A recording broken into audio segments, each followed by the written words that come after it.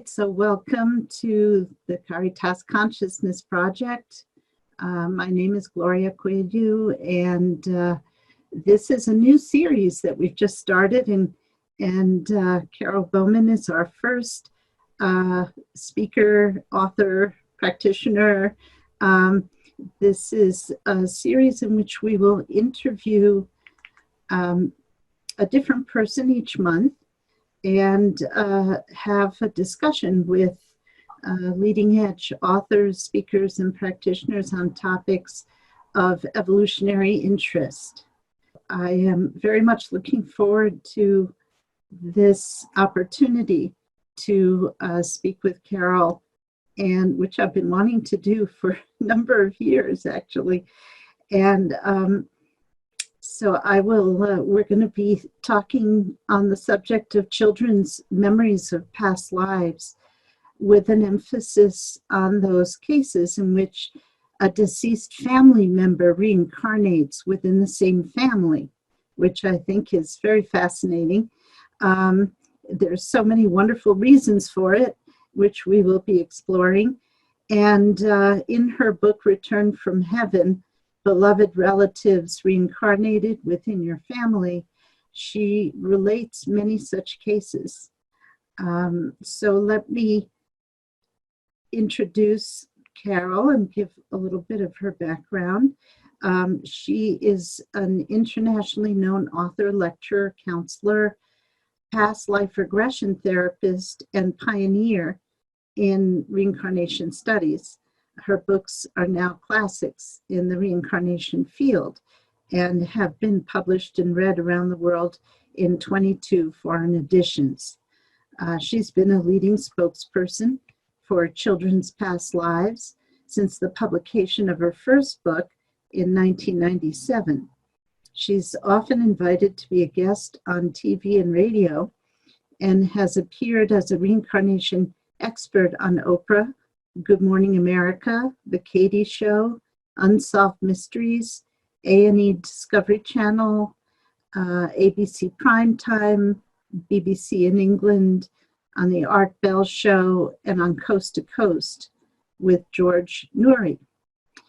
She has lectured in Brazil, Norway, Belgium, Ireland, Spain, Canada, the Netherlands, and at the Omega Institute, New York, and the Edgar Cayce Foundation.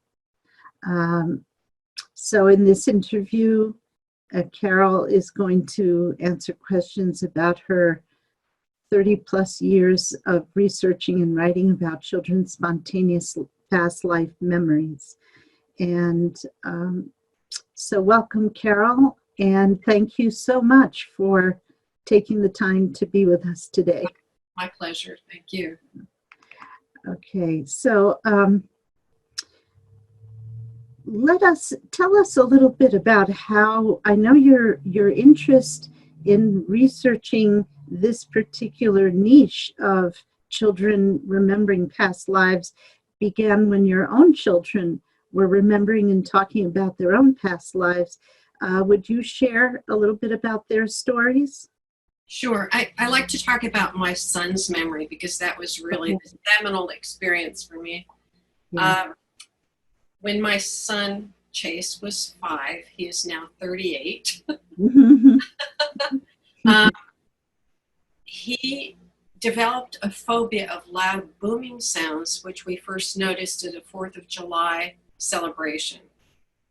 We were living in Asheville, North Carolina at the time, and we had taken the kids to the fireworks on the 4th of July several times before. We used to go every year. And on this particular night, when Chase was 5, we went to see the fireworks. And as soon as the loud booming sound started, he became hysterical. So we thought, okay, it's been a long day. He had too much sugar. He's out of control. But it was so extreme that I had to take him home, and I left my husband with my daughter, who was older than Chase, my son, and I walked back, and I remember rocking Chase in a rocking chair because he was so distraught, but I didn't know what it was. But then again, about 6 weeks later, we went to a municipal swimming pool in Asheville. It was the first time we had been there, and it was an indoor building. And anytime someone went on the diving board, it made this big reverberating booming sound. And again, Chase became hysterical, and he pulled me out of the building, and I said, what's wrong? And he said, it's the sound. Mm-hmm. So I couldn't think of anything in his short life that would cause that phobia, because I had been a stay-at-home mother with him, and we didn't let them watch TV except for Sesame Street and Mr. Rogers at the time. And I had no idea what was going on. So as it turned out, I did my first past life regression with a hypnotherapist from Florida, Norman Ing, in 1987, because I had chronic lung problems. And my lung problems cleared up after one past life therapy session. Wow. Astounded my medical doctor and all of my friends. So I invited Norman back to Asheville to work with about 10 of my friends who wanted to do past life therapy. So Chase was due to start kindergarten. This was in August when he had that experience at the swimming pool. And so I think it was later in August, Norman came to visit, and he stayed with me while he worked with my friends. And I had no idea that children could have past life memories at that point. And I asked Norman, since he was a hypnotherapist, if he could give Chase some post-hypnotic suggestion so the next time he encountered these loud booming type sounds that he wouldn't freak out. Mm. So he agreed. He said, I can help him. So he said to Chase, close your eyes, sit on your mother's lap. Tell me what you see when you hear the loud sounds that frighten you. And immediately Chase was, this big at the time. He was lap size. He's now 6'2". I could see his eyelids starting to flutter, and he started talking about, I'm crouching behind a rock. I have a long gun with a sword at the end. I don't even know who I'm shooting at. And I'm scared and confused. It's like, holy smokes, what is this? And I think I went into shock. That was my initial reaction, like, what is going on here? And he proceeded to talk about how he was a soldier. He was terrified. And Norman, who had a lot of experience, years of doing past life therapy, already knew he was tuning into a past life experience. I didn't at that moment. So Chase proceeded, and Norman said, well, then what happens? Tell us what happens. And Chase said, well, I black out. I'm hit on my wrist. I think it was his right wrist. I can never remember right from left, but he was holding one of his wrists, and he said, I'm shot in the wrist. They take me out of battle. They take me to this place. I guess it's a hospital, and they're big poles with some material on top. And they put me on a bed, but it's a hard bench. And they bandage my wrist, and they tell me I have to go back to battle. And he said, I miss my wife and family. Mm. That was the moment. That was my pivotal moment when I realized we were in completely new territory. And, I was understanding that he was accessing past life memory. And Chase made the remark that I don't want to be there. I don't want to shoot other people. And this is the moment where Norman intervened, and he explained to Chase in very simple language a child could understand. We live many different lives, and it's like we're actors in a play, and sometimes we have to be soldiers, and then sometimes as soldiers we have to kill other people or they will kill us, and there's no blame in it. And I thought, as a 5-year-old, going to understand that. But I could feel Chase relaxing on my lap where he had been tense. He was describing this. And Norman said, well, then what happens? And he said, well, they make me go back to battle after they bandage his wrist. And he said, I see chickens on the road. There's dust. And I see a big cannon. I guess he knew the word cannon, being pulled on a wagon with a horse. And they make me go behind a cannon. And all of a sudden, he opened his eyes, hopped off my lap, grabbed a cookie, and went to play. And, I was sitting there stunned. And, like, what just happened? And at the time, my daughter Sarah was 9, and she was more with it than I was. She said, "Mom, that place where Chase said he was shot on his wrist, that's where his eczema is." Mm-hmm. He had a severe and chronic eczema on that spot on his wrist since he had been a baby, around 9 months old. And it was relentless. We tried every, homeopathy, allergy, food elimination diets, salves, ointments, everything, and nothing could reach that eczema. It was chronic. It bothered him. At night, he would scratch so much on that spot on his wrist that I ended up having to bandage his wrist at night, Mm-hmm. so he wouldn't bloody the sheets. Oh. Yeah, it's interesting. So after that, it was a 15, 20-minute recollection. The next thing we knew, he was asking for a drum set to make these booming sounds. And the thing that really got me was that his eczema cleared up completely. Mm. So and my daughter had a memory at that time too, but I don't usually talk about it because Chase's was really, the physical remnant from that battlefield injury apparently caused the eczema in this life, and, with repetition of the bandaging. So I was blown away. Yeah. I had my own regression experience, which helped me cure a chronic lung problem a year before. And I thought, oh my God, kids can have these memories. How many kids have these memories? And how many talk about them, because, when I was just listening to you, and for some reason it didn't occur to me when I read about Chase's story in the book, but as you were speaking, I remember my son at the age of about 2.5. I took him where we used to live. We used to live in the Catskill Mountains, upstate New York. Where? In New York, upstate New York. Around Shandaken, Phoenicia. Yeah, I know that area very well. Okay. Oh, well, all 3 of my kids are there right now. Well, actually, my son is in Florida right now, but he has a house there too, and my 2 daughters live there. Anyway, so they used to have this, well, they still do, except probably not this year. They probably didn't, but they in Margaretville, they have a big fair, a big 4th of July fair, and we always used to go. And the first time I took Ian, my son, when he was very little, and there's a big fireworks display, and I remember as soon as that, those firecrackers, the real loud ones, started, he was sitting in my lap, and he turned around and he buried his head in, against me, and he shook all over. And I was so surprised by his reaction, because my daughter had never reacted that way, who was older than him. And I just, kind of held him and reassured him and everything, but he was just like this the whole time. And then once the fireworks were over, he was fine.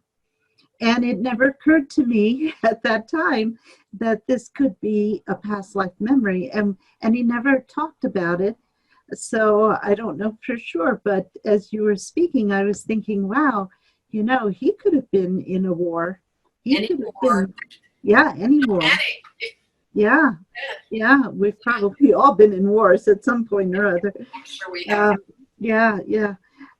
So anyway, it's fascinating that with the regression, or it was kind of a regression, right?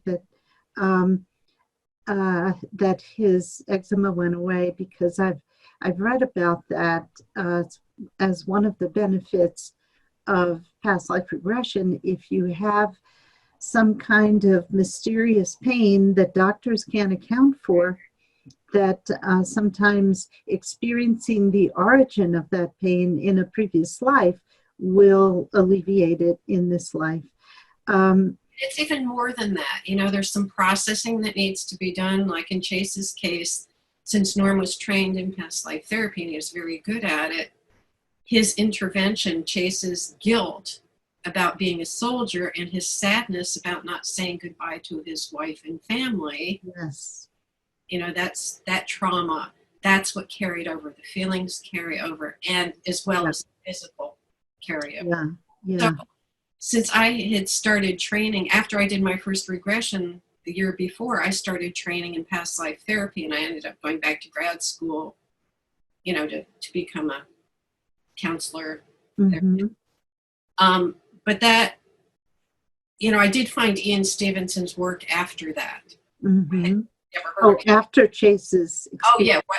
A couple years after I discovered Ian Stevenson, just as references in other books. Right. And I'm thinking, this is great. Chase had this phobia relating to his traumatic death, which Dr. Stevenson had found was true in a lot of the cases. Mm. About at the third of the cases where the children remember dying traumatically, they had phobias relating to the way they died. Mm-hmm. And the young age at which children remember, that confirmed what I was finding too. So there was a lot of confirmation with what I was finding with my own children and with other children when I started seeking out other parents who went through this with their children. Ian Stevenson laid the foundation for my research, but I had the experience in past life therapy of being healed of a chronic problem. Wow. Physical problem through past life therapy. And I saw that in Chase's case, not only did his phobia go away, as my daughter's did, of house fires, which related to a traumatic death she had in a fire, but I said, okay, here's a child, 5 years old, gets to talk about his past life memory, encouraged to talk about it. It was very close to the surface with him. What's the potential for healing? This diverges from Ian Stevenson's research. Mm-hmm. Ian, Jim Tucker, just interested in the empirical evidence for the veracity of these memories, is this a phenomenon, and they're just, but they would not venture into that territory of healing, which I find to be the purpose. Yes. Well, yeah. And another dimension of the work that you do is to help the parents to know what to do, because the parents are often, especially in our culture, where a lot of people don't believe in reincarnation, they are mystified and sometimes, very disturbed by children saying, I want my other mommy and things like that, Or having phobias, unusual behaviors. There are children talking about things they couldn't possibly know about. Yeah. So anyway, there's big potential there for healing, and that's what I wanted to focus on. Yes. And not the least of which is, we recognize that soldiers coming home from war have PTSD. Well, that clearly can carry it over into another life, and certainly, it doesn't just magically go away after the person dies if it's still a problem, If it's not resolved in some way. Yeah. And that goes true for any trauma. What I found with the children, they talk about, they have battle memories, war memories, but they also have, my family was killed in a fire, or the soldiers took my children away, or, any number of traumas. Yeah. And processed at the time of death, which most trauma is. Mm-hmm. Remnants can carry over, these residues can carry over into another life, as you say. And it's both emotional, psychological, emotional, and physical. It can be on every level. So here's an opportunity. That's what these memories are for the children when they come up spontaneously. Mm-hmm. Chase's was coming up spontaneously, but he needed a little bit of prodding, that connection between how he feels when he's scared with, what visuals were in his mind. Right. Not all memory is visual. It can be emotional, physical. Yeah, and the guilt, also from having to shoot other people. One of the things that I teach is Spiritism, and in the first book, the foundation book on Spiritism, which is called the Spirits Book, it talks about how it's kind of a question and answer format, and it talks about guilt having to do with having to shoot people because the spirit was a soldier, and the spirits, the guiding spirits, say, you're not to blame. Right. You had to shoot. You were in a war. You had superiors. You don't need to feel guilty about that. Yeah, it's amazing what can carry over. Yeah, and I always think the guilt should be on the part of the people who declare the war, not the people who carry it out. You mentioned in your book that in many cases, the family member who suspects the child is a reincarnation of a relative, finds it difficult to talk about it with other family members because either it goes against their religious beliefs, or they think it's superstitious nonsense. They just don't believe in it. In your experience, do you see reincarnation gaining more acceptance here in the U.S. as time goes by? Yes, definitely. Yes.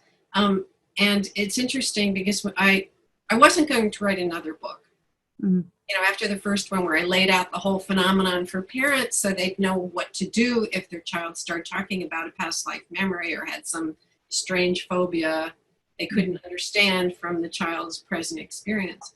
So after I wrote that, it was like, this is too difficult. I'm not going to. It took me years to write that first book, mm-hmm. because I had to do research from scratch, pre-internet days. It's totally different now, but every case I got was hard won. Because I had to really seek them out. So after I wrote the first book, and this was really the case that got me to write a second book on same family reincarnation, a mother from the Chicago area contacted me.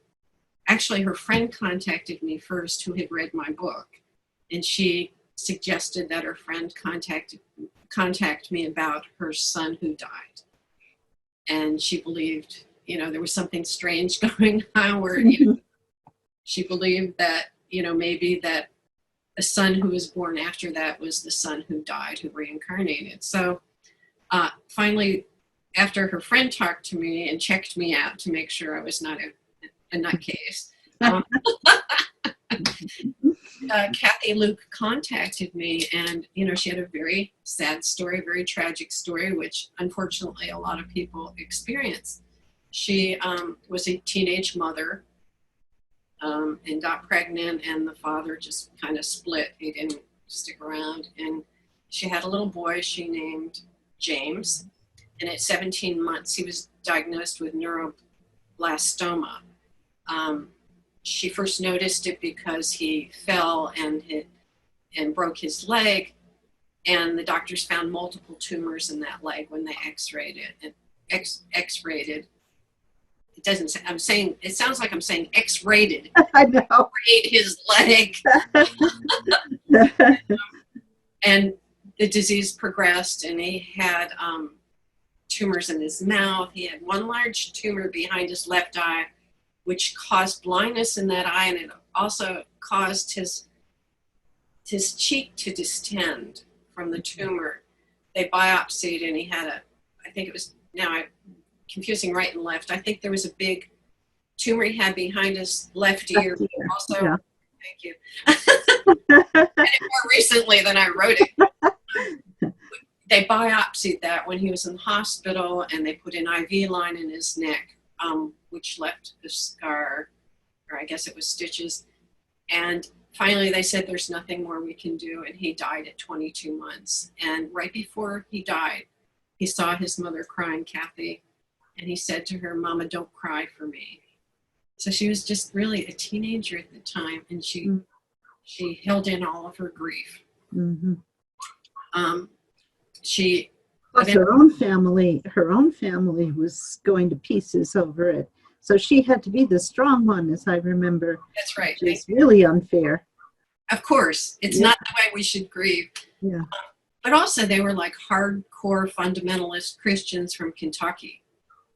fire and brimstone Christians, and it was like she could never share what happened subsequently. Right. What happened subsequently was she met this really wonderful man, and they married, and she had another son and daughter, and then she got pregnant again, and this baby was delivered by C-section.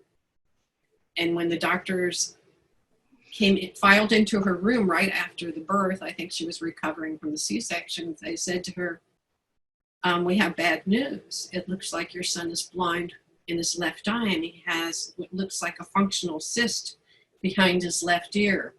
And, immediately she said, bring him to me, she said. And they brought Kathy the baby, and the minute she saw him, wow, this is just like James who died. He had an opaque eye. His face was distended a bit. He had this big, looked like a tumor behind his ear, which they said was a functional cyst that would go away. Mm-hmm. And I think the thing that really got her also was the fact that Chad was born with a birthmark where the IV had been on James. Mm-hmm. And she said, when you have a child who dies, any subsequent child you have, you kind of look for that child and the new child, just that familiarity. And she said, whether the two who followed James, there was nothing. It was like nothing. Yeah, random people. The minute she held, I'm having trouble talking to you. The minute she held Chad, it was that familiar feeling as if she were holding. Mm-hmm. So she was carrying this information. She couldn't tell anyone. And she said, maybe I'm crazy, but I really think that this is my son reborn. And when Chad was like 2 years old, he asked for a picture of, he saw a picture she had put away of James. She didn't have any pictures out of the son she lost. And he found one, and he said to her, give that to me. And she said, why? He said, because that's me. Mm-hmm. Pointed to the picture of James. And at age 4, he started talking about the life of James. He described the apartment Kathy had lived in when she had James. He asked for toys that belonged to James. She started questioning, and he said, I want to go back there. And she said, why? And he said, because I left you there. Mm-hmm. So it was becoming clear that maybe he knew. Right. She didn't know what to do with that. So this went on for a little while, and Chad's older brother was about 9 or 10, and one day he walked up to him when he was 4, and he said, I was sick and I died before, but now I'm back. And his brother screaming from the room. So, at age 4 was the age when she contacted me through her friend, and we talked on the phone for a long time, and I think I sent her a copy of my first book, and we had many, many discussions over about 2 years. Mm-hmm. And she was concerned because she was wondering, too, if she could talk to Chad, maybe that whatever was wrong with his eye could be healed. And it didn't happen. He had some improvement. But finally, she got the courage to talk to him. And she said, he comprehended. He got it, that he was back, but it's okay. And Kathy said for her, it really helped her move through her grief. She said she used to go to the cemetery, like, I can't remember whether it was every week or every day, but often. And she said she didn't feel the need to go to the cemetery after that. She felt finally at peace. Yeah. Not only that, just opening to that possibility, that mystery. Yeah. She said, the veil had lifted for her, that there was more to life than this one physical body we have. Mm-hmm. So, I think that's one of the things that happens when parents realize that their child's memory is real.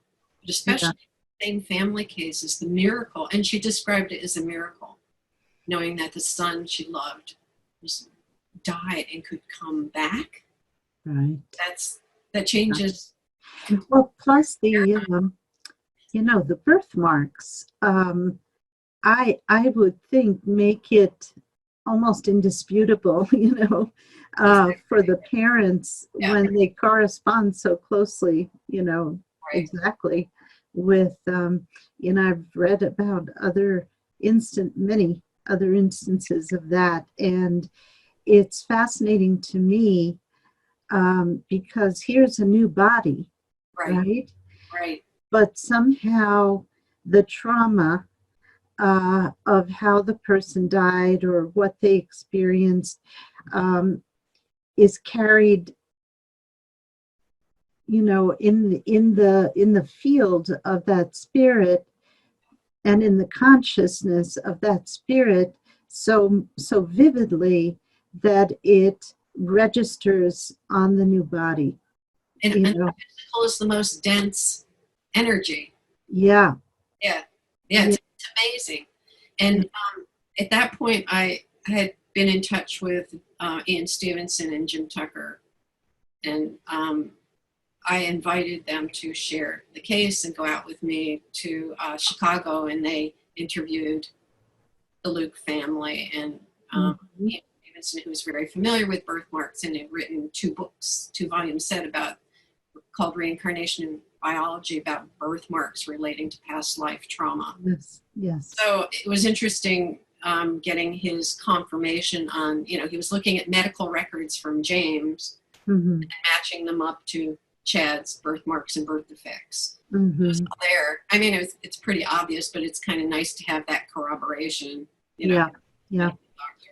Well, I have kind of a theory about it also, that because I remember Jim Tucker saying that, uh, I think he said the average child who remembers vividly previous lives, um, they reincarnate more quickly, than I haven't found that. you haven't found that. It's Well, in these not cases, necessarily true. It may be no, average. no, I don't. He didn't say it was necessarily true. I think he said something like, well, I don't know. I don't think he gave a percentage of that. He said something like 70% maybe of the children um, had died of some kind of violent death in Oh, their previous life, either by natural causes, like an earthquake or something, or violently at the hands of another person.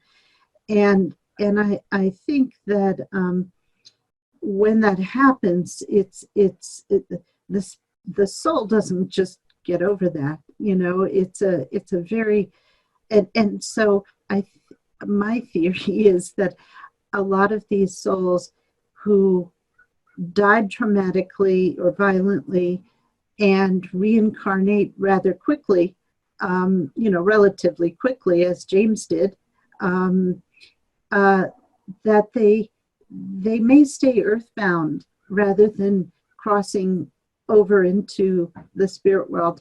And because they reincarnate quickly and perhaps stay earthbound, um, the memory is more vivid because they haven't spent a lot of time in the spirit world and processed the trauma and that kind of thing.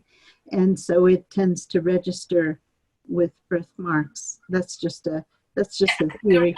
Yeah, it's, Yeah. anytime I think there's a real rule, there isn't. I mean, Yeah. it's Yeah. like No, basic, it wouldn't be a rule, you but know, it could be a a possibility. pattern.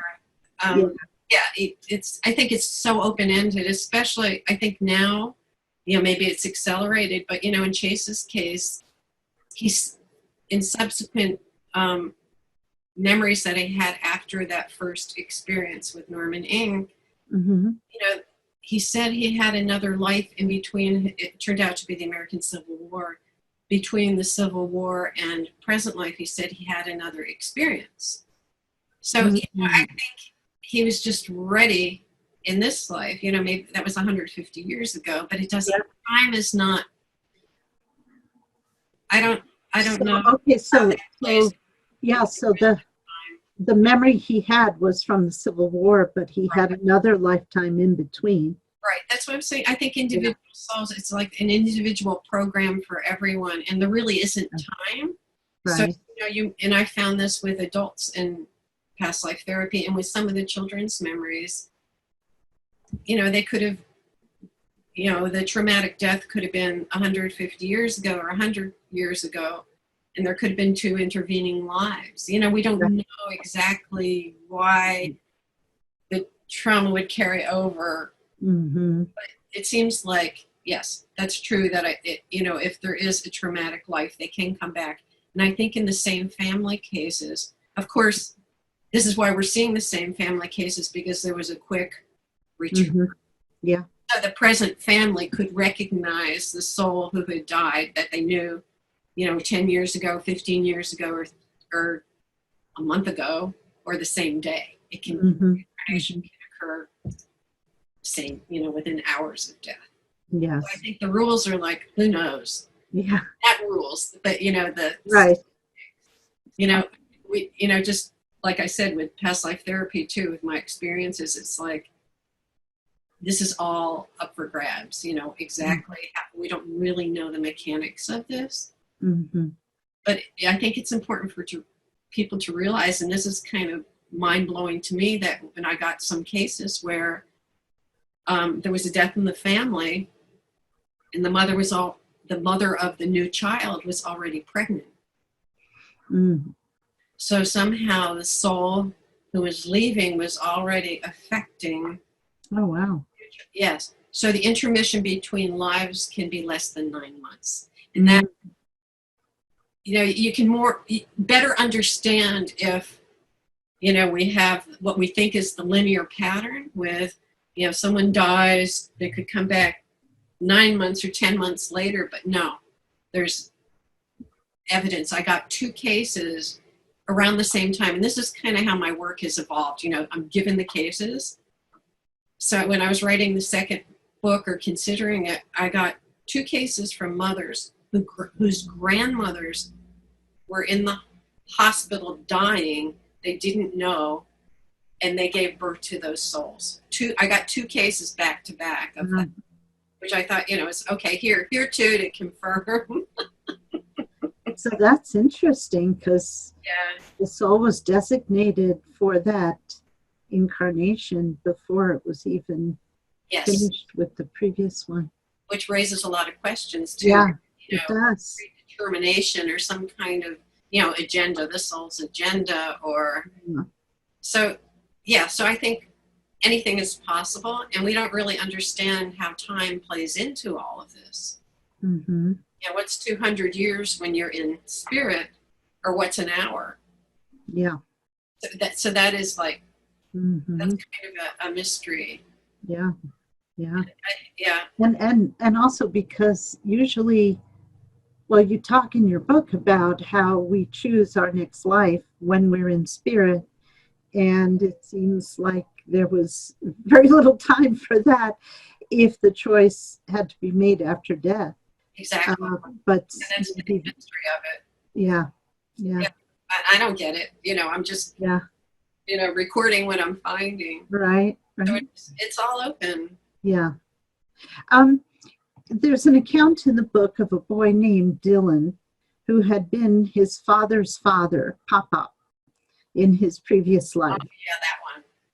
And the boy displayed many behaviors pertaining to his previous life, such as his obsession with never being without his gun and keeping his cigarettes in his pants pocket, which is unusual for a man, among other things. And his gun obsession went away after overhearing his parents talking about the conversation with you, their conversation with you, where you suggested talking with Dylan about his origin, about the origin of this behavior of never, he would throw a fit if they went anywhere and they had forgotten his gun. So like all the toy gun, of course.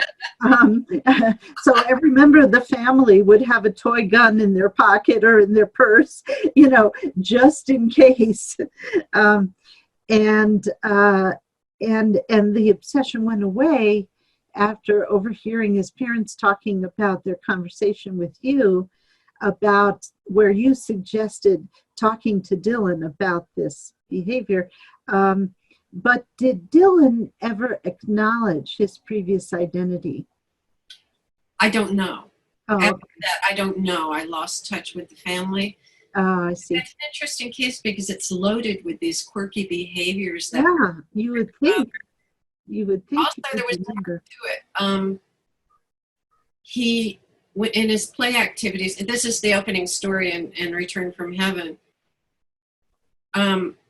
His mother saw him like he was 2 years old and he was pretending to use dice, like a craft game. Right. The grandfather had done. So it was Dylan's great-grandfather. And I guess he was about 4 when he was given the first toy gun. I don't remember the age, but it was young. And then he was obsessed. Mm-hmm. And the great-grandfather had been a chain smoker, and Dylan would pretend to smoke. Yeah. And talk about how he kept his smokes in his pocket. Right. In his pants pocket. Right, which is unusual. So there were a lot of these things. And also, Pop had died of emphysema from his smoking. So, he had all these traits. And it was not only the traits, though, the mannerisms. When Dylan was born, so Pop died of emphysema. As they were carrying him out on a stretcher out of his home, he went to the hospital and died. Dylan was born with some lung problem where immediately he was put in an oxygen tent. Mm-hmm. So he came in initially with the same kind of physical trauma. Yeah. And one thing that was interesting about that case was that right before Pop was a policeman. That's why he was obsessed with guns, too. He always carried a gun. And before he had died, he was very despondent, and his family was afraid that he was going to use the gun on himself. Mm. So they hid it, and then one of his kids threw his gun in the river. Mm-hmm. Pop never got over that betrayal that his gun was taken away. So he had this betrayal. He died of emphysema. Dylan comes back and he will not part with the gun. So there was a reason. Yeah. Pop was not happy about that. Right. So, as I was talking to his parents, I said, talk to him, as you said, coming in on that. And they were talking on the phone to me, and Dylan overheard the conversation. He was about 5 then, I think, 6. And that was enough for him to realize that he had been Pop, and he didn't need the gun anymore. Because I told him, you have to tell him he doesn't need the gun anymore. He's in a new body and a new life, which is part of the processing with these kids. But what was funny was right after that, I guess he was in first grade. I don't know. He was young.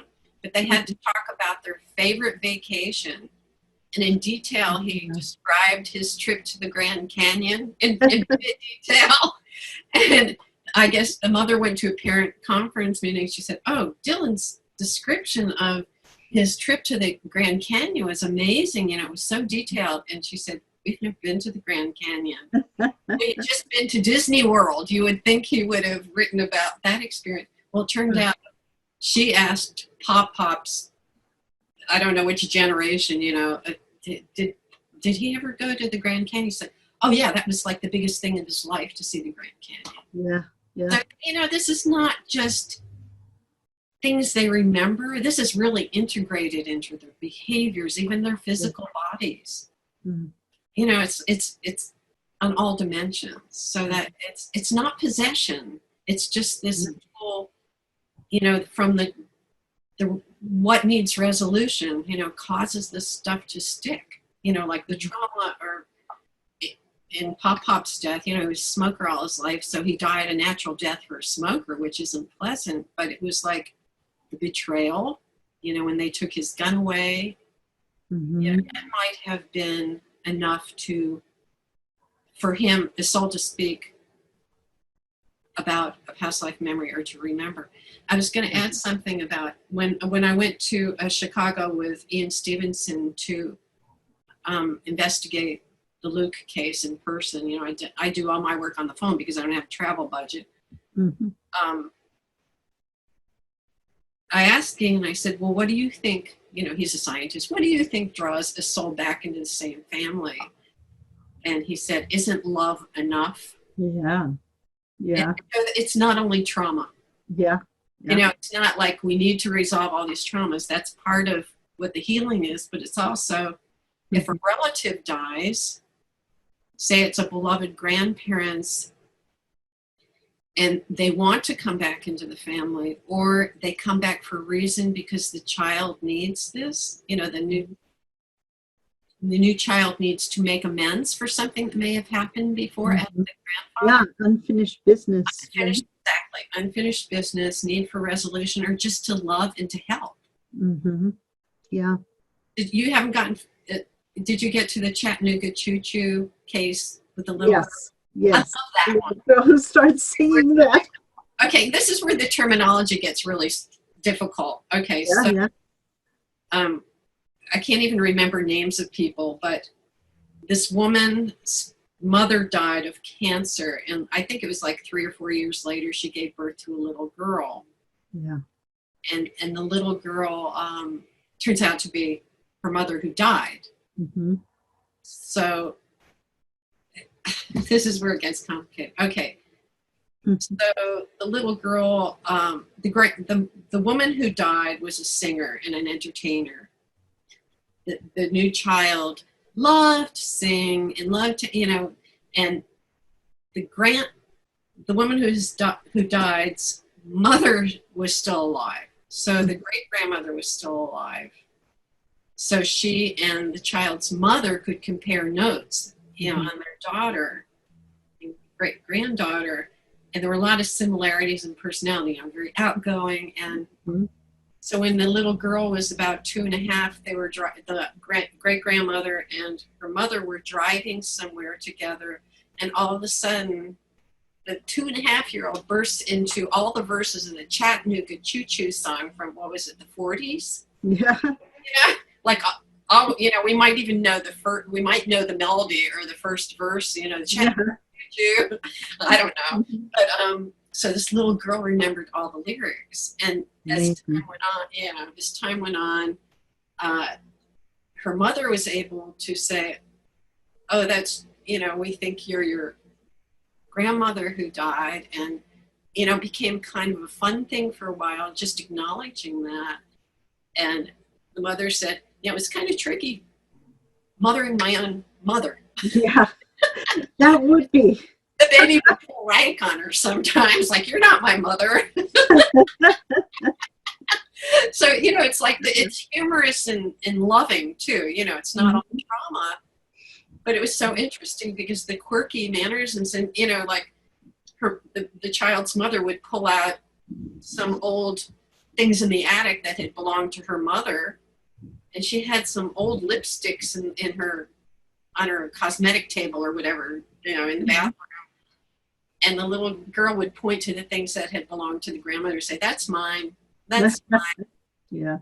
So, you know, anybody familiar with the selection process of the Dalai Lama? Same thing.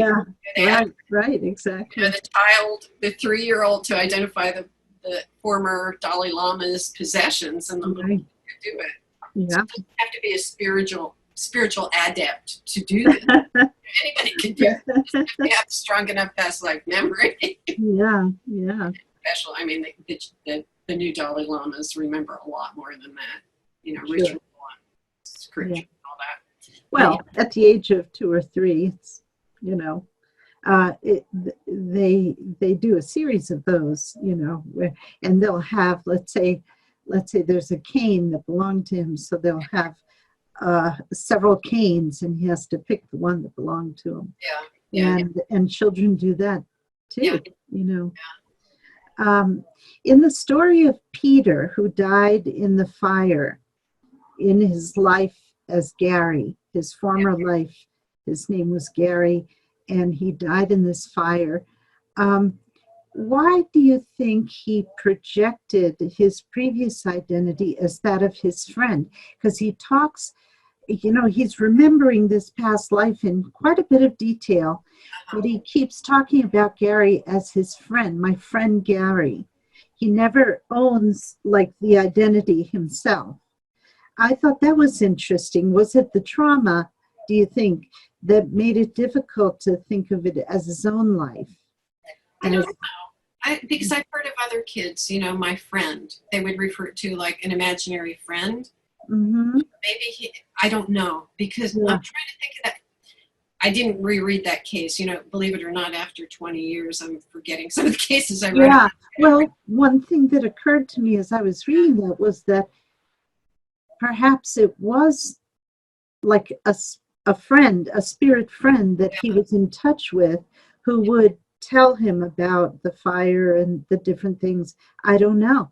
It sounded like a previous life, but yeah, it was interesting. There were other elements to that case too, like the present child had a total phobia of fire. yes, anything that could emotional. Yeah. And then also it was interesting because his mother, who is one of the kids, it was a family fire, and in that fire, I think there were 6 kids in the family, and the biggest one who died with the father back into the house to save that child. Right. And they both ended up under a mattress, trying to Yes. shield themselves from the smoke. It's coming back to me. Yeah. And there was something interesting. Oh, I know what it was. The child's mother, who was one of the siblings who didn't die in the fire. Right. She said she didn't know the details about the death because the grandmother of the child would never talk about it. It was so traumatic. Mm-hmm. No, just never mention it. And she didn't know the details. So when the child told her about the mattress, she went to her mother and said, did Dad and Gary, which was the child's name? I don't remember. Gary. Gary was the previous.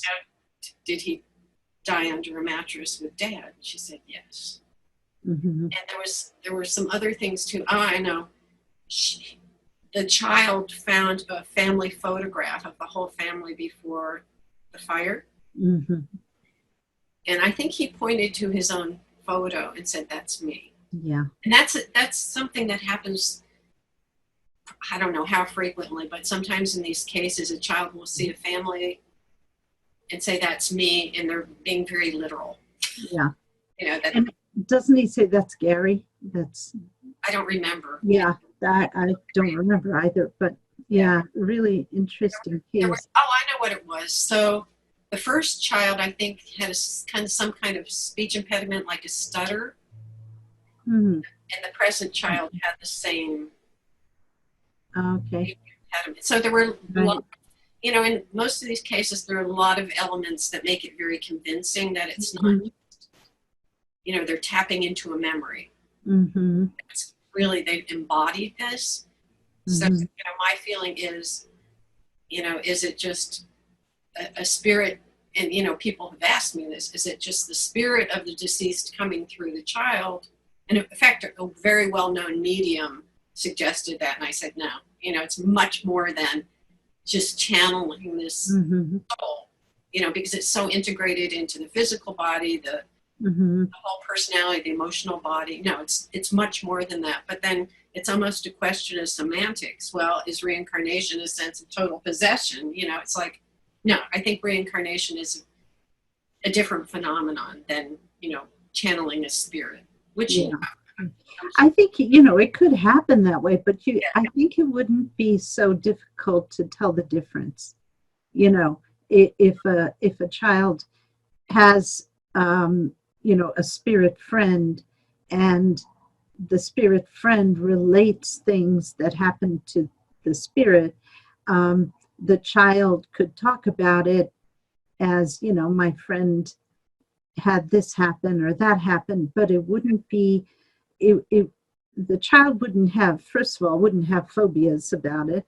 Yeah, that's and certainly the birthmarks would dispute that. So even though that could happen in these cases, there are just too many behaviors and that the parent remembers or the grandparent remembers, from the previous life. Yeah, very quirky things too, not Yeah. common things, very Right. relevant to the deceased. Yeah. You mentioned that for some unknown reason, oh boy, someone's cutting the grass next door. I hope. It's okay, we'll just keep going. Yeah. You mentioned that for some unknown reason, in American cases versus cases in other countries, especially those that where reincarnation is a common belief, that the children's accounts here do not include proper names. Since Return to Heaven was written nearly 20 years ago, I'm wondering if there's been any change in this pattern or any change in how this is understood or not understood, why the children here don't recall proper names, except, of course, in Gary's case, or in Peter's case, he did remember the name.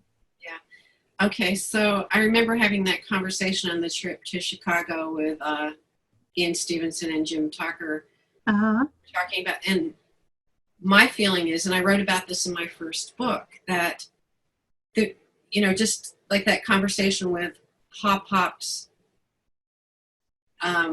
descendants, for the child just to hear that phone conversation, it was enough to help him settle that. Yeah. And I found, and I wrote about this in the first book, a phenomenon of a mother hearing about the possibility and just that consciousness within the mother shifting, and almost immediately the young child starts talking about their own past life memory. So there is that telepathic thing that's going on. It's almost like mother's consciousness is open. Not all cases, it's usually the worst, but in some cases there's like a direct correspondence between the child talking about it. And I have a case in the first book where that happened, like a mother saw Brian Weiss on Oprah talk about past lives, and he said one sentence, "Sometimes children have past life memories." Within a week, her 2-year-old was talking about his past life. And I have other cases too. Mm-hmm. There's something about the consciousness around the child being open to it that can help bring forth the memory, the spontaneous memory. Mm-hmm. And I think in cultures where they believe in reincarnation, it's part, India, it's part of the culture, or other places, some tribal cultures, the consciousness is open to it. So I think they're going to get more detailed memories. I think it could be that simple. Mm-hmm. The ironic thing is, after I had the discussion with Ian and Jim, within a very short time, I got the Leininger case, James Leininger, which is a very well-known case now. Mm-hmm. A mother in Louisiana called me because her son was having like 5 nightmares almost every night of his plane crashing. He was 2 years old. Mm-hmm. He was obsessed with airplanes. It turns out he remembered in incredible detail his life as a World War II pilot. Although he didn't remember, he would say his name was James. When they asked him, do you remember your name? He would always say James, but his present name is James. Mm-hmm. So they would write it off. But it turned out he remembered a specific life, which the father was able to ascertain after doing deep, deep research on the internet. And he was remembering the life of James Houston Jr. Mm-hmm. James. So he was James before. That was his name. He remembered the name of one of his friends who actually, so they were able to trace his identity. It's an incredible case. I remember reading about that case. And also, I think there was a video, or he was on TV or something. Yeah, actually, I recommend it. There's, in 2001, Andrea contacted me, and then a couple years later, we did this ABC Primetime feature, you know, it was 2 segments. It's like 14 minutes of the Leininger case. Uh-huh. That's the best presentation of his case yet. I see. Segment, because they did a very good job of presenting it, and there was so much detail in it. It's Chris Cuomo, who did the interviewing, was such a skeptic, right? Such a pain. You know, he was kind of rude to me. I went to the New York studio to, you know, it's like he was very rude. He was like, you know, this can't be true. You know, this is a crazy lady here. But then when he went to the Leininger home, I think his mind was blown, because while he was sitting there, the surviving sister of James Houston, the pilot, sent some mementos from her brother. Uh-huh. And they totally relate to the story that young James told about his life as the pilot. So it was like, you could see his face, which is great. That's what we want. Exactly. Yeah, there should be more of this on Primetime even. You know, They did a great job. So that's for a good representation of that case. That's a good resource. Yeah, You can find it. I remember in one interview, you know, it's a while back, so I don't remember who was interviewing him, but he was about 11 and he had no more memory of it. So this is another thing that's interesting, that around the age of 7 or so, certainly by the age of 8, there usually is no more memory. There are exceptions to that, but in most cases, you know, it's interesting that it is pretty, you know, a pretty general or universal thing that around that age they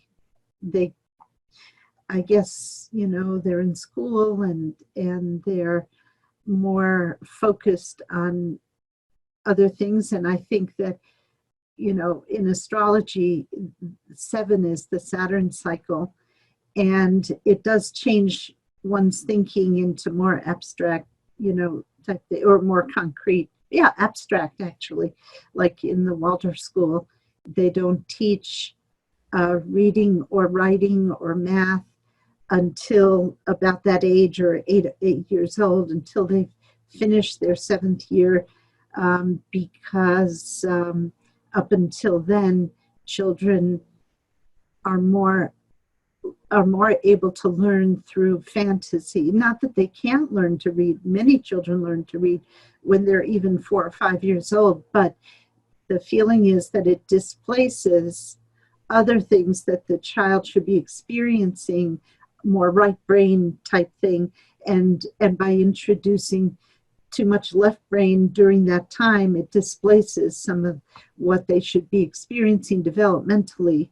And so I you know, it strikes me that there could be some correspondence there between that Saturn cycle and just letting go of those past life memories, that they go into the past. Yeah, it was interesting because my son still, you know, as I said, he's 38 now. He still has visual memories of the battlefield. Interesting. But emotional memories have dissipated, you know. Uh-huh. There is an epilogue to that story, which I think is relevant. You know, I wrote the book and I said Chase's eczema went away completely after that first. Mm-hmm. When he was a freshman in college, he was going to college in Philadelphia. He came home one weekend and he was about 18, 19, and he said, my eczema's back. And my immediate reaction was, oh no, I wrote the book and I did all these interviews saying your eczema went away completely. And I said, well, what's been happening, Chase? Why? And he said, he stood there and he said, I had to register for the draft for student loans. Yeah. So just even the thought of it's military, well known in psychiatry or psychology, that a person may have suffered abuse 20 years ago and the body healed, but when they start talking about it, the welts come up, you know. Exactly. So after that, and now I can report that was when he was less than 20 at 38. hasn't recurred, and I hope it never does. Oh, yeah. That's so interesting. It's like It is copy memory. also interesting. Yeah. Yeah. So much. I could go on for a couple hours, but I really can't. One thing that struck me as I was reading the book, and after this, we'll open it up to questions, is that in the vast majority of cases, I think there was only maybe one case where the current child is the same gender as the previous child, and in only one case did the gender change. There were several who said, or there were one or two who said, well, I didn't want to come as a boy, I wanted to come as a girl. But there was only one case that actually remembered the previous life as a different gender. And I'm wondering, it seems like there should be more. I mean, I'm sure there are. Yeah. I mean, there have to be. I mean, even Yeah. in past life, A greater proportion, because statistically. I remember Helen Wambach did yeah. that study that you mentioned in the book.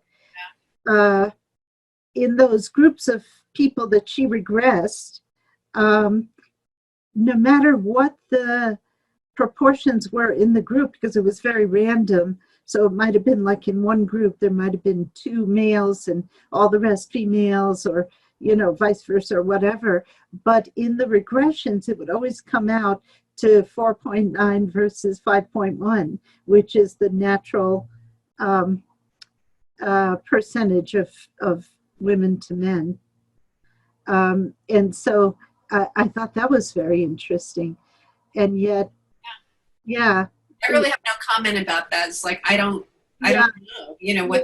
I was wondering if you had a theory about that, because it just struck me in the book, that in the vast majority of cases, it was the same gender as the previous life. In regression work with adults and my own work, I've seen myself as both. Either, because I believe that over the course of all of our lifetimes, we've experienced everything. Right. So I don't really, it's like the time thing, the interval between lives. It's like, I don't know. We have such a small sample. Right. But I don't know. Yeah. I can't answer that question, but I can't answer. I don't really know how to respond to that, because I think, as I said, in the scope of things, we've experienced different races, going back and forth, male, female. Yeah. And I see that in my regression clients. They can easily go into another sex, another gender. Yeah. Mm-hmm. The other gender, I should say. Yeah. And, there's this whole phenomenon of trans, too. And I've worked with trans people, and it's really interesting to see how they identify with one more than another. Right.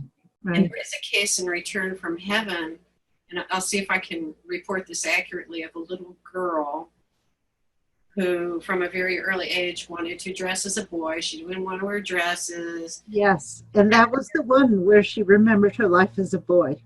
Right. Right. And the story was, I know, she would all call her grandparents mother and father rather than parents. And I think the father went to correct her one day and said, we're mommy and daddy, and your grandparents are pop and whatever, whatever. Right. Parents. And she said, well, I was supposed to be their child, but I died, and I was supposed to be a boy. And the father was, what? He called his mother, and he asked her outright, did you ever have a miscarriage? They had a stillborn son they never talked about. Right. So was she the one who said, I didn't want to be a boy, and that's why? I don't remember that part, but maybe, yeah.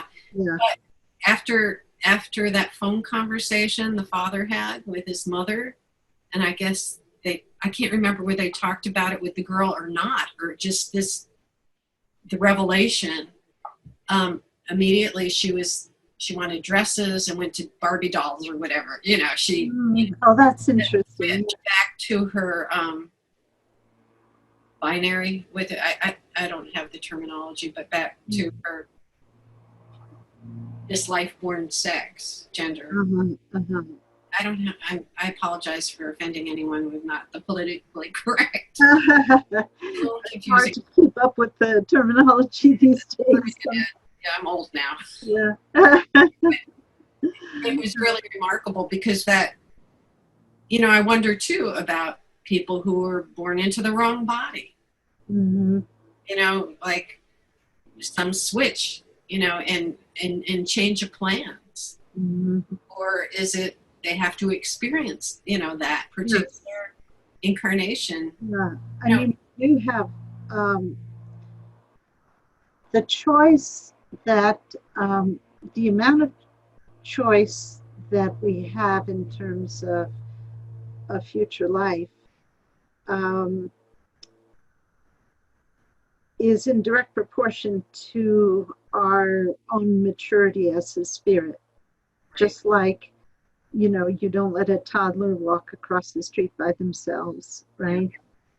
So a young soul will have more guidance and will be maybe have a little less freedom of choice for the next lifetime than an older soul would have, and I don't know how much that might play into it, or the spirit of the person recognizes that this dilemma is going to be an important lesson, an important trial that will help them to learn something that they need to learn. And so they choose, this quote unquote wrong body, as a trial to see how they will respond to it and how they will, how they will resolve that conflict within themselves. So it could be any number of things. Right? That's it. Yeah, I think it's just all for learning, all of it. Yeah. The horrible lives, or the really traumatic lives, and the decent lives. And and I've gotten some insight into why some people have really easy lives. We have those time out, or we get the free pass card for after a very difficult one, or whatever the reason, that those exist too. They're harder to find. Isabel Hickey said that in one of her books, she's an astrologer. She's an astrologer, but she also she was an astrologer. She's dead. But she also wrote a wonderful book called "It Is All Right." I love it. It's called "It Is All Right." Oh. And which was not primarily, she has one chapter in that book about astrology. The rest of the book is just fascinating stuff. And it's out of print, so it's hard to get. And sometimes when you see it, it's astronomically expensive. But she has, I think it's a grandson who occasionally will publish a bunch of them for a very reasonable price.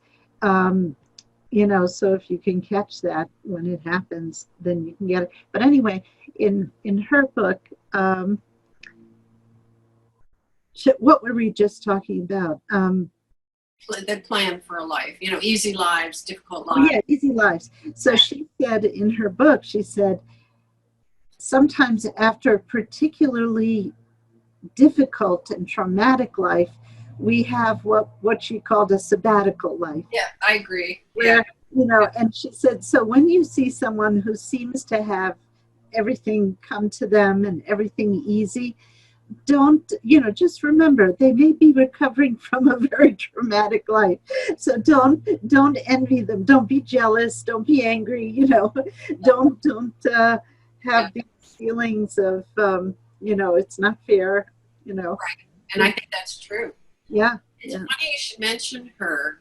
She was Uh-huh. in Boston, wasn't she? Yes, yes. When I was a college student in Boston around 1969, someone told me about her, and I regret to this day Ah, not having my chart done by her. oh, yeah, that would have been interesting. I haven't heard that name brought up in years. Oh, she was. Wow. I went to a lecture of hers once, Oh, wow. back in the, I guess it would have been late 70s, early 80s, somewhere around there. Just before she died, actually. Oh, She was pretty old, but she was very strong energy, wonderful, loving charisma, just, that's what I've heard. Yeah, I remember it. I missed my opportunity with her. yeah. Isabel Hickey Yeah. was her name. I'm getting a chat from someone asking me to repeat the name. So let's open it up to questions. And I'm going to comment on my, when I grew up on a big farm, and our next door neighbor who lived like almost a mile away had a daughter named Blossom, and Blossom died when Blossom was 4. And then our next door neighbor went on and had 2 children who are quite a bit older than me, probably 20 years older than me or 15 years older than me. And so her daughter had a child, and someone, a psychic, now I'm 76 years old, so this was a long time ago because I was just a teenager. A psychic told them that this daughter's daughter was Blossom, who came back to life as this grandchild. And so from then on, the daughter kind of gave up the child, and the child moved in with my next door neighbor, who is a wonderful person. She's a dear person. And she lived with her during high school and everything. And I remember my mother, she didn't quite think it was right that they gave up the daughter because she was supposed to be Blossom. But anyway, I just thought that might, you reminded me of that. I hadn't thought of that for like 60 some years, but you just reminded me of that situation, such an odd situation. Was the reincarnation of Blossom given back to the grandparents or someone else? Yeah, the parents lived in St. Louis, and we lived outside Washington, D.C. And so the child who was supposed to be Blossom then moved to Maryland, where we lived, and went to high school in Maryland and everything. And her parents kind of like said, oh, well, she's supposed to be my grandparents, I guess. But anyway, it's just a slightly unusual situation that you reminded me of that I'd forgotten about. Interesting. That's all. I just was. Yeah. I guess to add to that, in India, there are a lot of cases of children who have very detailed past life memories, and in other places in Asia where they believe in it. And sometimes the young child will beg to go back to the other parents. Yeah. And sometimes the other family adopts the child in, and they have kind of a, joint custody. Right. Yeah, you had a case like that in the book. You mentioned Chadra or something like that. I don't remember which cases I talked about in the book. Yeah. But I guess I thought that was so interesting that, it's like, that's my daughter who died, and, we want to be part of her family again. She wants to be connected to us. So I think, in Blossom's case, I don't think that, in that context, it's not that strange that she ended up back with the parents who lost her. But, it is kind of weird for people to give up their child. Yeah, it was kind of strange. A little strange. Yeah. Oh, that's funny. Yeah. Makes you wonder why she didn't come back to the parents. Yeah. They were too old. Oh, they were too old. Yeah, the grandmother couldn't have another child. Yeah. Probably. Yeah. Mm-hmm. I like your quilt, by the way. Oh, thank you. Thank you. Did you make it? Yeah, I made it. That Yeah. is incredible. Mm. And where do you live? Boulder, Colorado. Boulder. Yes, beautiful. Thank you. Very nice. Very farm themed. Yeah, it's my summer quilt. It's beautiful. Thanks. Watermelon. And Yeah. very nice. Nancy, did you have a question? Yeah, I would like to get the spelling of that Leidinger case. It's, You think I can find it on ABC I know Primetime? you can if you go Google boy who was a World War II pilot. Yeah, YouTube has several videos. Yeah, and the spelling is, let me see, Leininger. James Say that Leininger. again. Leininger. Leininger.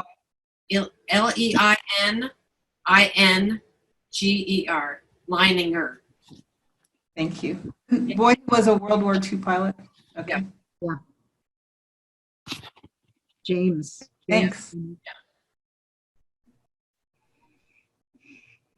Anyone else have a question? Oh, and the name of their book is Soul Survivor. The Leiningers wrote a book Right. called Soul Survivor. Oh, Soul Survivor. It's a pun. Right. I thought it was a good name. I'm surprised it hadn't been used before. yeah, right. That was very interesting. I really enjoyed your talk. Very, very, very nice. Reminds me to be compassionate to people. You never know. We're working on it, aren't we? Yeah. Work in progress. Totally. Stephanie, or Could I ask a question, Marty? yeah.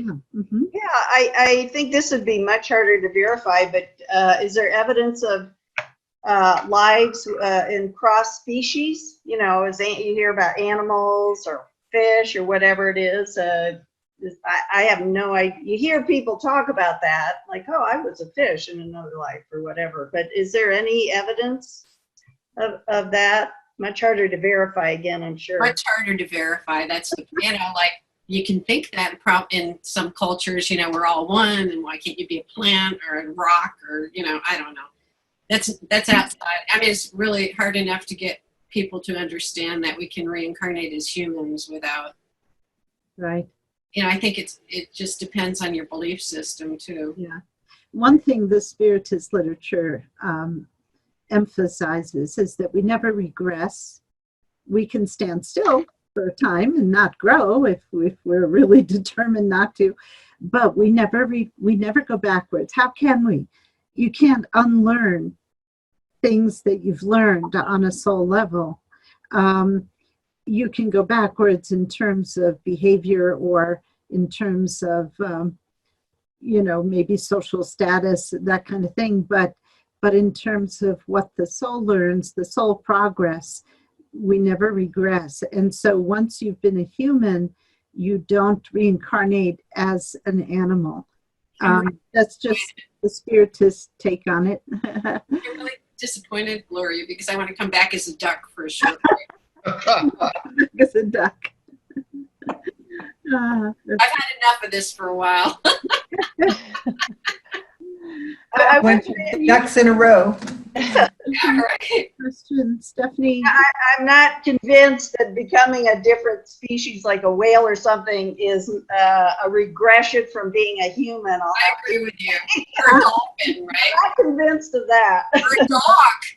I know dogs I prefer to a lot of people. I think they're more evolved than some people I know. Oh, absolutely. We have a self-awareness that animals don't have, which places us above the animals, but it also gets us into plenty of trouble, and we do things that animals wouldn't do.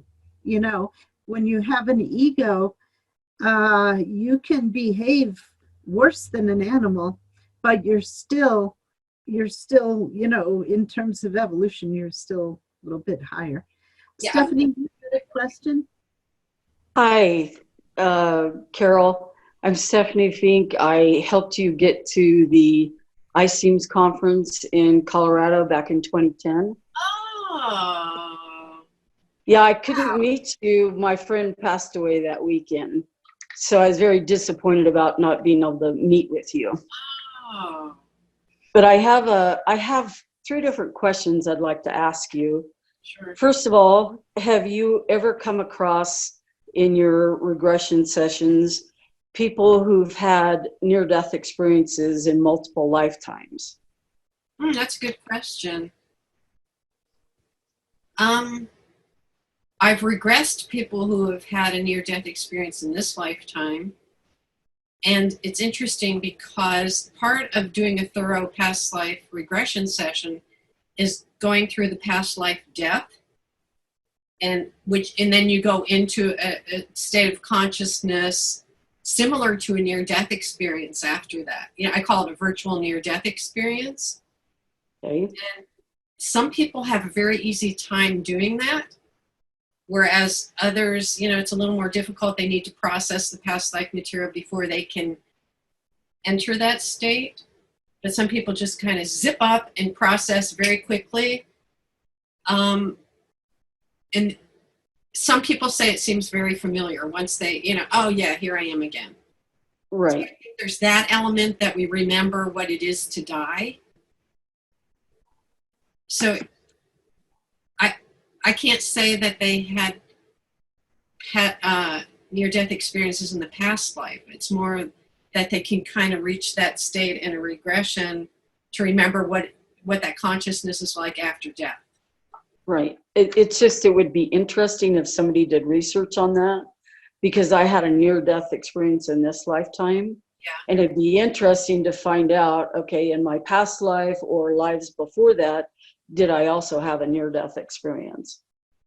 Well, I think that would be along the lines of, people who were spiritual adepts in the past, who were monks or Tibetan lamas, or, they reach a certain level of consciousness in that life. So it would be a similar thing. Do you know what I mean? Yeah. Yeah, I don't know. I don't know if anybody's doing that research. Okay. I just think it'd be interesting to find out. So yeah, I think it really is, people who have the lives, and I would think that a lot of us have had, very difficult lives, but a lot of us have had, more enlightened lives, and I think that can carry over or get triggered again. We might start out with difficult circumstances, but at some point in our lives, that consciousness gets triggered again. Mm-hmm. That's my guess. I don't know. So, and then my second question is, we talk about layering from all the lifetimes and information, how are those memories triggered? And I have a theory that it comes from still being attached to the silver cord and the energy coming down from the silver cord through the DNA that activates different memories at different times. I think that's a good explanation. Okay. They're finding with epigenetics too that. Exactly. Yeah, it's all interesting, but yeah. What I found too, as it relates to epigenetics and a hereditary line, which is the DNA line as we understand it, but there's another level to it. When we come in with very charged patterning from the past, we will find an energetically resonant family of origin in this life that if these things need to be triggered, there's an energetic resonance with what we're coming in with, which matches a family line, if that's what we need. Right. Because I see it as liquid light coming in through the silver cord, and you can add spirit guide to it or whatever, and that's when you're supposed to meet a certain person, because then you take the next step, or you're supposed to do this because it helps for your next step as well. Oh, I agree with all that. Some things are predetermined before we come in. Right. Yeah. Right. I don't know the mechanics of it, but I know it. That's how it is. Well, yeah. I'm not quite understanding, Stephanie, what, when you say the silver cord, you're talking about a spirit who is still incarnated? Correct. The silver cord dissolves at death, right? Right, because we're all still connected to the oversoul or universal consciousness through this silver cord. Mm-hmm. And it's a, you know, you could even go as far as dreams too, that maybe you have a certain set of dreams in order to put you on a different path or on a certain path. Because I think that information is constantly coming in through the liquidness, because they found that DNA has a tendency to have fluid in it and it's illuminated. And so for me, that's that information that comes down through that silver cord to help guide you into certain aspects of your life. Yeah. In my experience, the silver cord is that which connects the spirit to the body. So that Correct. at night when we are asleep and the spirit may travel to astral realm or other realms, Correct. the connection is maintained by the silver cord. In fact, other spirits can tell if that spirit is incarnated because they see the silver cord. Yes. You know? Yes. So if we are in the spirit world during sleep, because the spirit doesn't sleep, of course, Right. then other spirits who we might, meet in that realm, they can tell that we're still incarnated because they see the cord. Correct. And the cord is the connection with the body, so there's no danger of something happening to the body when the spirit is outside of it, because the cord would have them come back instantly if the body needed it. Correct. I was wondering, Carol, when I was reading the part in your book about, the spirit saying, well, I don't, about the spirit of the person or the soul not fully integrating with the fetus, right, until close to birth. And which I have also, gathered also from spiritist literature and other things, that it would be very boring to just be in the womb for 9 months. And so the spirit can, travel, do other things, while that whole gestation is going on. But it made me wonder, when does is there already that connection with the cord during that time? When does the cord, is there anything in what you've learned that would tell you when does the cord develop? Is that at conception, so that there is that connection, because that spirit is designated for that body, but free to not be, contained in the body during that time. I can't really respond to anything about the silver cord, but I can only respond to children who remember events in the parent's life from an elevated spot outside of, not in the womb, Yes. outside of the womb. So they're moving back and forth. Yes. I don't know how the cord plays into that. I have no idea. And plus, I think I read somewhere that a baby in the womb dream or is asleep for like 80% of the time or something. They're asleep a lot. And I also, I think I put it in the first book, but I can't remember which book I put it in, finding that they have measured REM sleep at a particular point of development in the womb. Which, yes, that's what I read. REM sleep was like 80% of the. Yeah, but in Tibet, I think the point that I was making with that is that in Tibetan medicine, or in Tibetan theology, philosophy, they say that we start remembering our previous lives in utero at that point when they measure REM sleep in the womb, which I think that's really interesting. I think it's at 23 weeks or something. I don't remember what the number of weeks. Mm-hmm. REM sleep, they're imaging something, Right. It's like dream sleep when we're imaging. So I thought that was really interesting that they are aware of their past lives still while they're in the womb.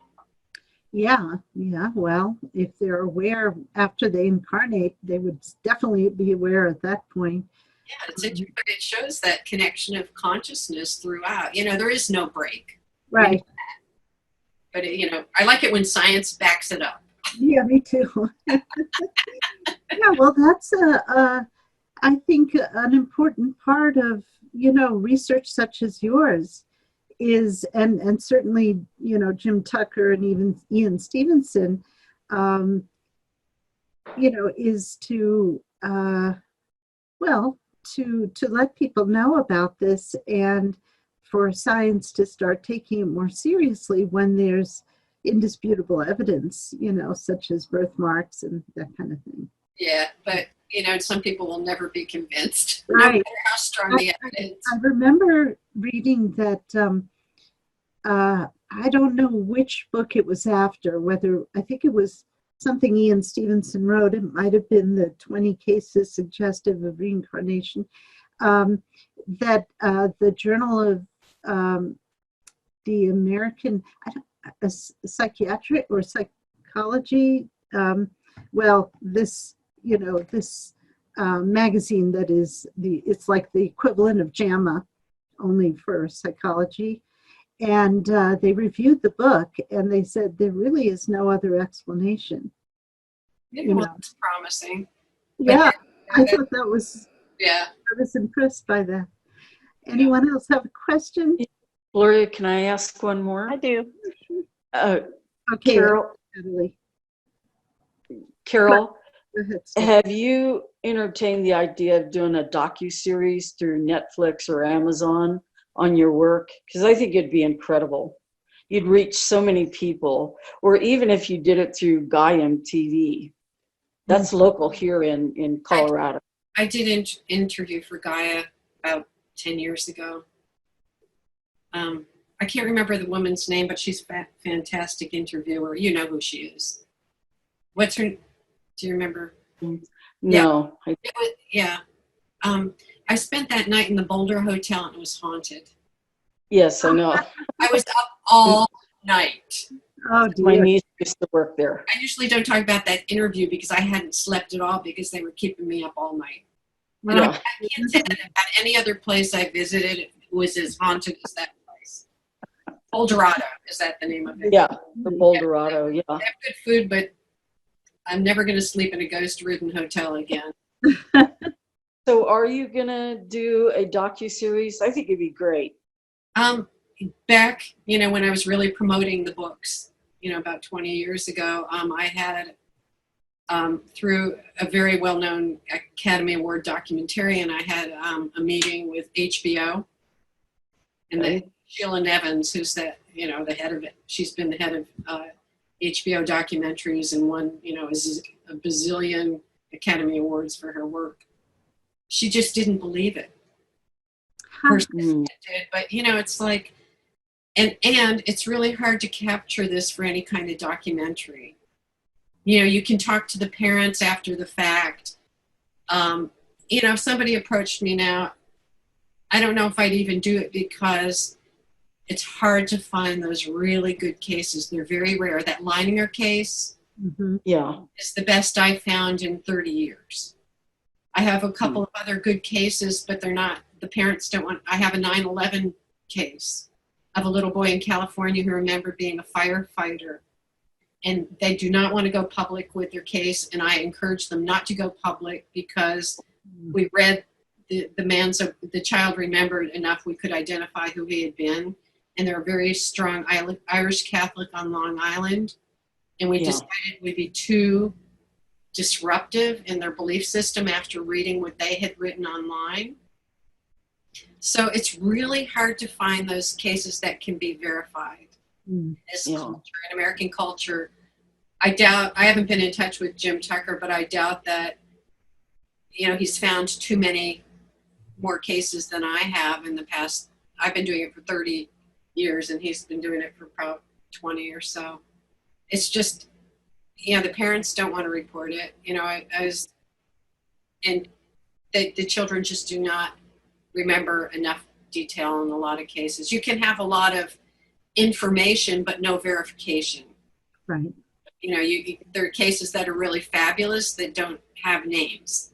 Mm-hmm. But you know Yeah. the real cases because the child can't make that stuff up and they have emotions related to it and behaviors, all the things we've been talking about. So, you know, I still get calls from producers to do features on this, but I don't have any new cases, you know, that I can use and that I'd want to use. And certainly there's some other 9/11 cases floating around, but it's just too soon and the trauma is too recent.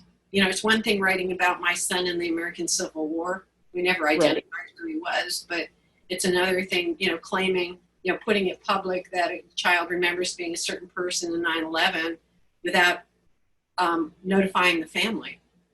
Yeah. And that came up in the Leininger case too. They hadn't talked they found they identified the sister of the deceased pilot, but up until almost broadcast time, the parents hadn't notified the sister telling them what we were up to. They thought they were just doing a documentary on the battleship that her brother was on.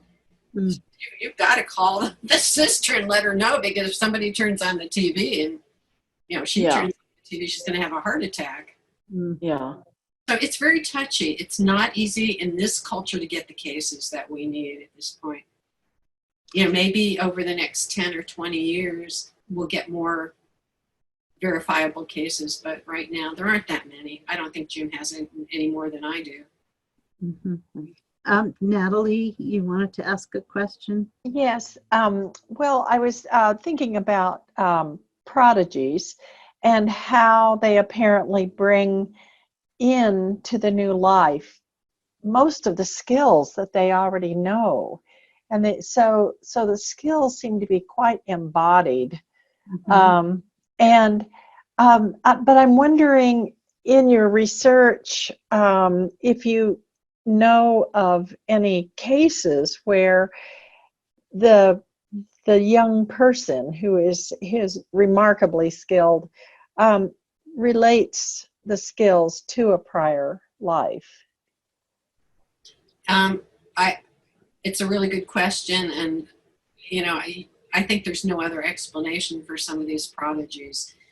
But I have one case, and it was early on that I got this case, and the mother went on Oprah with me to talk about her two sons. She has twin sons. Oh yeah, I remember that. And they said, "I'm so glad I'm remembering my art."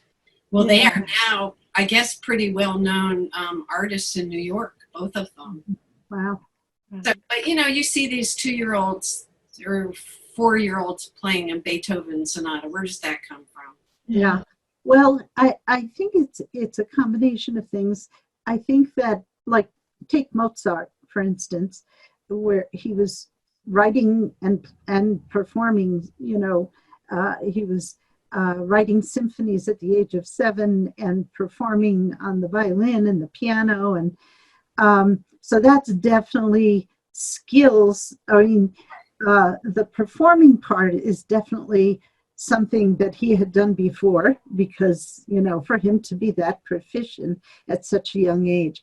On the other hand, when he would write music, he was hearing it. It was the first draft was the final draft. There was no other draft. He would hear it and write it down. That's channeling. I agree with that. Yeah. I totally agree. And I think there's a combination. Yeah, exactly. Young girl, I don't know how old she is now in England, who's, you know, they claim she's the present Mozart. Oh, But really? but I think anybody who's creative, Yeah. you know, you go to that place within yourself where you're open, and sometimes information just pours in. That's a form of channeling, in my opinion.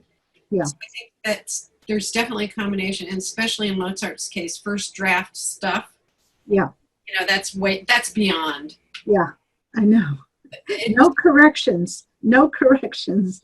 Just Okay. So my first book, and this is a very mild case of it. This little boy, I think he was about 4 or 5. He lost a button on his shirt or something. He went into his mother's sewing box, and I might be getting some of the details wrong because it was so long ago. And he sewed the button on perfectly, and the mother asked him, how do you know how to do that? She never taught him how to sew. He said, oh, when I was a sailor on a ship, we had to sew our own clothing. That was a skill acquired in another lifetime that carried over. Yeah, I would say any child prodigy would fall under that. You know, any child prodigy. Yeah. It would be the case. One last question that I had was, have you ever had a case where the child remembers committing suicide?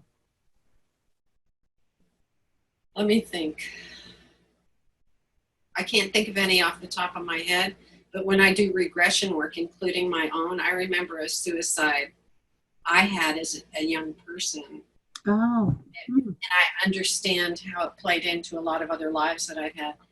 I have a number of, my adult clients in past life therapy who have recalled suicides. Mm-hmm. And I find that what's common in that is we come in with a suicidal ideation.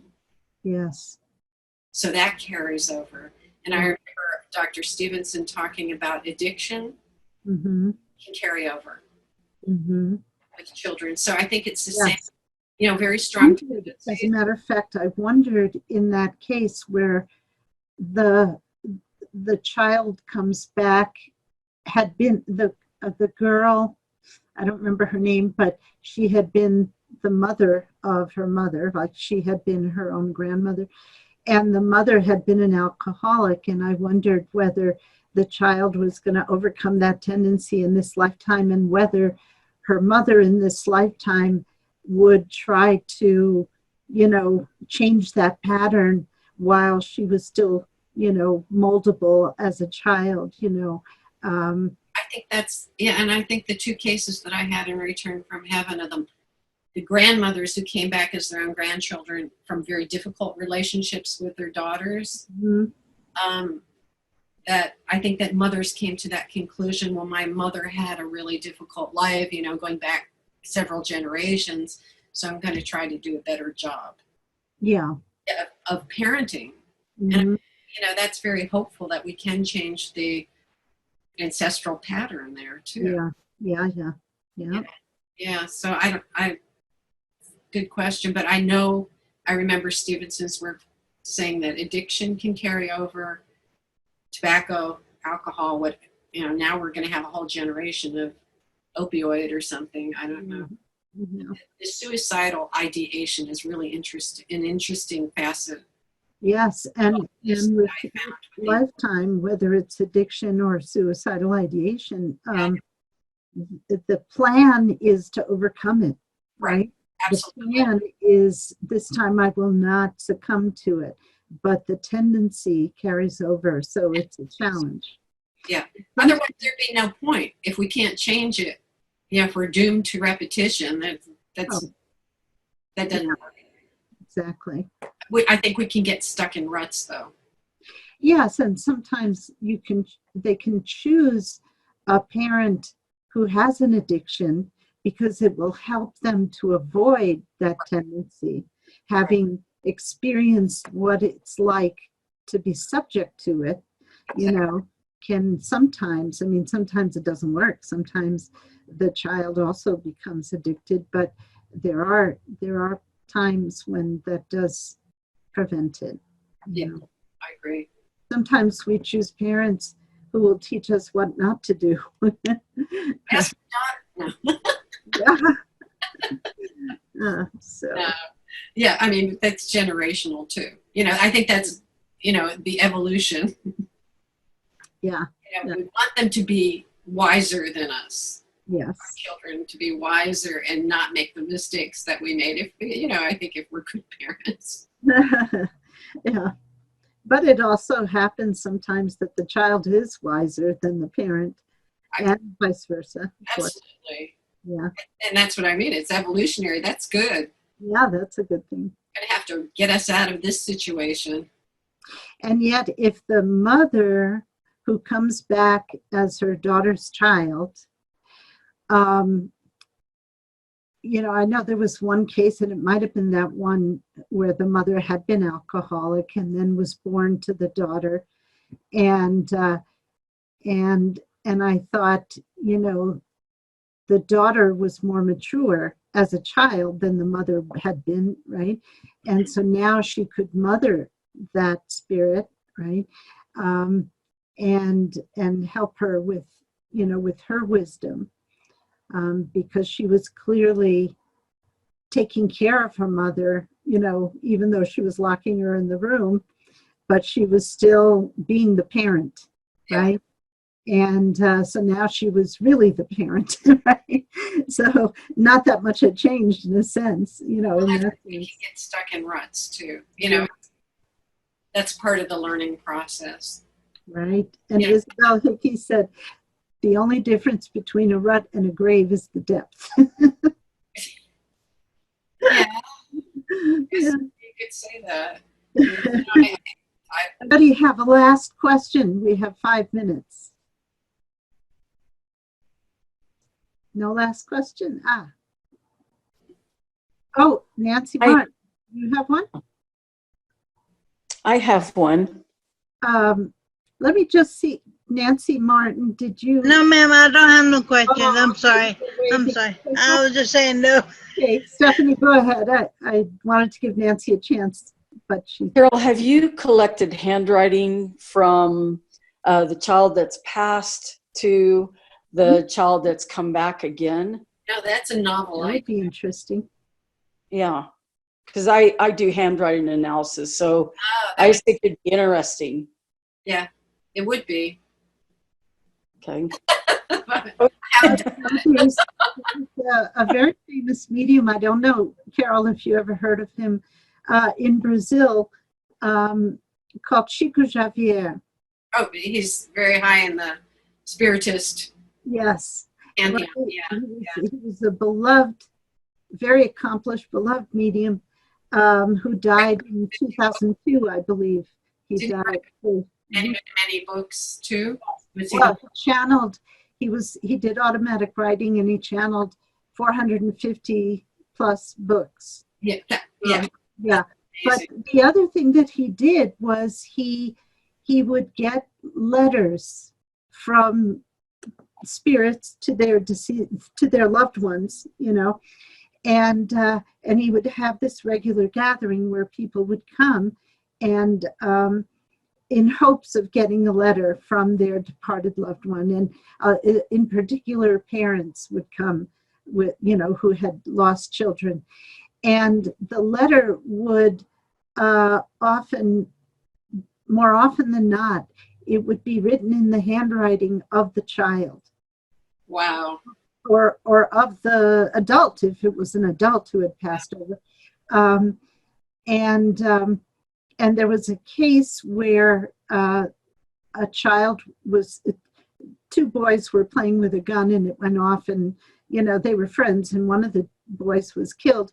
And the parents were so stricken that they blamed the other boy and said it was deliberate. And the other boy, they were teenagers, so they weren't little boys. But the other boy went to jail.